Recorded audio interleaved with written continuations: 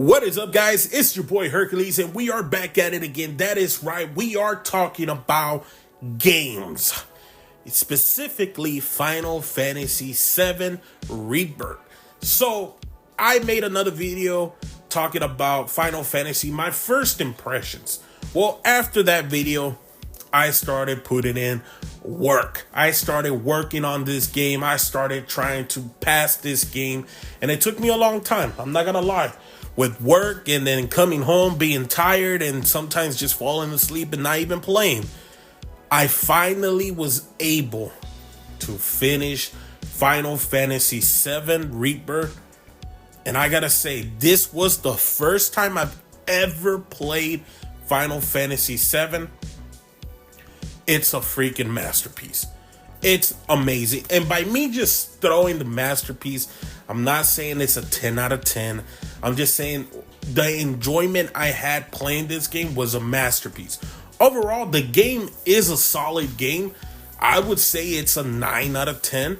I really enjoyed it. I do enjoy a little bit more Final Fantasy 16. I just enjoyed it a little bit more just because of the bigger boss battles that we got in that. But overall, man, Final Fantasy VII was phenomenal. Tifa, Tifa, my baby girl, Tifa. I love Tifa. The other girl, I believe is Yerit, whatever. The one with the stick. She was fine. It looked like either in my gameplay, I made her more into the love connection for Cloud. Which I was surprised because I was doing a lot of stuff for Tifa, which I guess I messed up there. But yeah, pretty much Tifa was the one that I was trying to get romantically with for Cloud, and I guess I failed on that. Cloud was a badass. There were moments where he was the badass guy, and then there were the moments where he was a soft guy, which a lot of guys are like that. In real life, we have that hardcore tough mentality, but sometimes you have a pretty girl and she can get you with that weakness, man, and she'll find your softer side. And Cloud definitely had that. Barrett, I believe that. Yeah. Barrett, badass guy. Well, was it the little cat, Kate Smith, I believe that was his name. He was pretty cool. I kind of felt like they did him wrong when supposedly he turned, then he came back. But they gave him like a redemption arc, so that was pretty cool. I'm trying to think. Red, he was pretty awesome. I love the way that he was supposedly. It looked like he was this 80-year-old freaking dog or something. And then it turns out that no, he's actually a 16-year-old, but he was just pretending that he was older, wiser, because he felt like nobody would take him serious with his young voice. That really made me laugh. But his gameplay was phenomenal, just like Tifa's. And Cloud, at first I was like, oh man, I'm not liking Cloud's gameplay. Then I freaking fell in love with it. Barrett and Red also. Another one that really intrigued me was oh my god, was it Yuri or the girl with the freaking the thing she throws and it comes back? Man, it started with a Y. I know for sure it started with a Y. I just can't remember. It's the one we save on that big ass pool. Well, not pool, but ocean.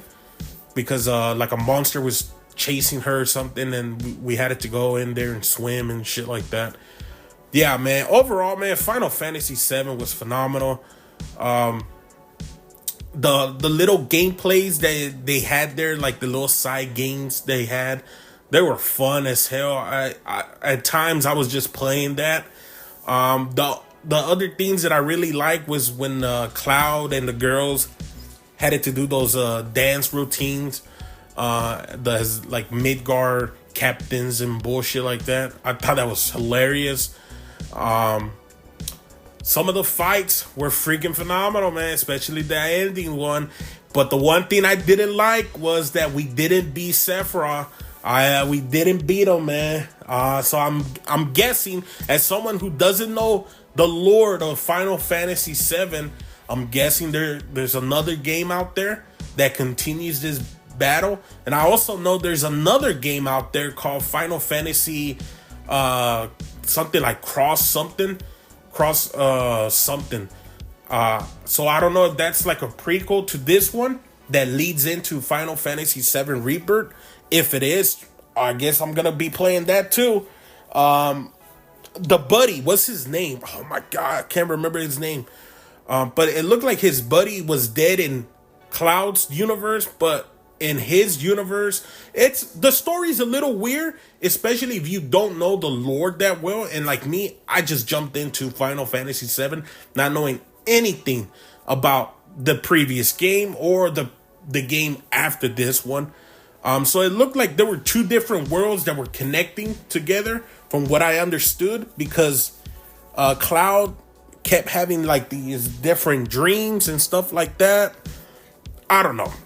All I know is that what I understood from the story, I enjoy. The freaking gameplay was phenomenal. The world building was phenomenal. And the side games that they had were freaking phenomenal. Everything about this game was phenomenal.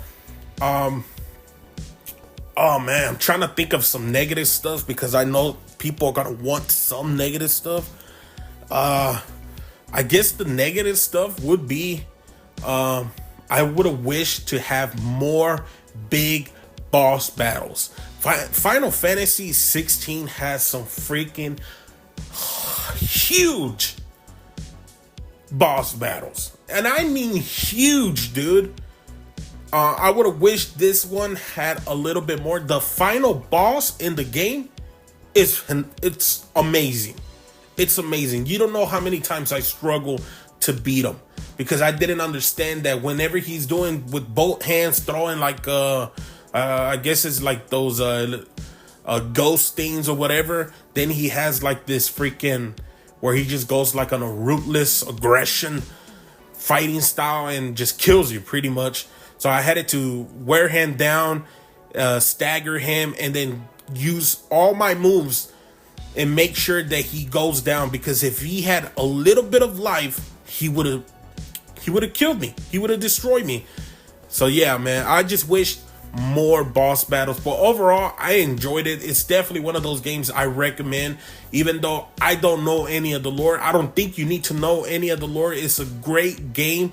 It's a great game you can play even not knowing the lore. You're gonna understand what's going on. Some things you might look at it and be like, well, two different worlds, what it's fine. You'll understand, you'll have fun, you'll look at some nice big Tifa milk monkey.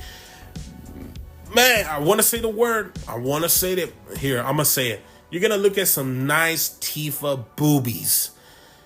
At the end of the day, I enjoyed it, and it sucks that supposedly it's not selling as well. But I think the reason why it's probably not selling as well is because they already did a remake a couple years ago, but this was another remake for the PS5. So I don't know. Either way, I had fun. It's definitely one of those games you should own, because you're gonna have a lot of enjoyment in the world building in that game. You're gonna be coming back for it more and more and more. And yeah, that is my review, guys. That is my opinion on Final Fantasy VII Rebirth. I give it a 9 out of 10. It's a solid game. It's a fun ass game. The gameplay is phenomenal. And if they make another one that has a continuation of that one, I'm definitely gonna play it again. Right now, I'm currently playing Alone in the Dark. So far, so good. So we'll see. That's going to be my next review. And after that, it's going to be Rise of Ronin. And then after Rise of Ronin, we're going to have Stellar Blade. And yeah. Whew. I'm going to be playing a lot of games and a lot of sleepless nights. and a lot of working overtime at work and on these videos. But I'll catch you guys on the next one. If you guys enjoy this video, make sure to leave a like, make sure to subscribe, and I'll catch you on the next one. I just leveled up, I think.